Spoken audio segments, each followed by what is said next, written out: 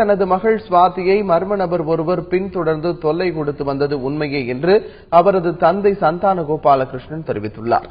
ஸ்வாதி படுகொலை செய்யப்பட்டதை தொடர்ந்து தனது மற்றொரு மகளும் வெளியே செல்லவே பயப்படுவதாக அவர் கூறினார்.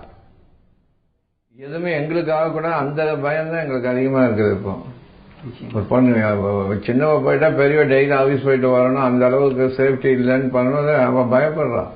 விர்ச்சுவலினா எனக்கு நத்திங், எனக்கு அதை பற்றி பயமே கிடையாது. Happen, it is a fat.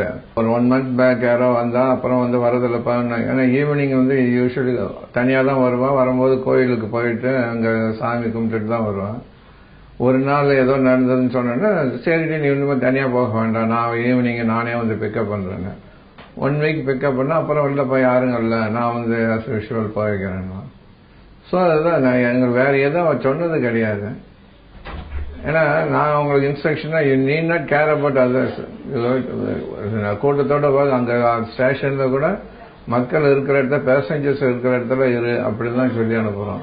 Involve ஆகி இந்த கேஸை உடனே ட்ரேஸ் அவுட் பண்ணணும்னு சொல்லியிருக்காங்க. அதனால போலீஸ் டிபார்ட்மெண்ட்லயும் அவங்க நல்லபடியா நடத்திட்டு இருக்காங்கன்னு நினைக்கிறேன். சீக்கிரமே அவங்க பிடிச்சிட்டு அவனுக்கு உண்டான தண்டனை கொடுக்கணும். எனக்கு it is a personal loss. என் குழந்தை போனது எங்க ஃபேமிலிக்கு, நாட் ஓன்லி மை ஃபேமிலி, அந்த சர்க்கிள், ஃப்ரெண்ட் சர்க்கிள், அந்த மாதிரி. ஏன்னா அந்த அளவுக்கு தான் பழக்க வழக்கம்னா அப்படிதான் இருந்தது. யாருக்கு நடந்தாலும் ஐயோ நமக்கு நடந்த மாதிரி தான் நினைச்சுதான் எல்லாம் பண்ணுவோம்.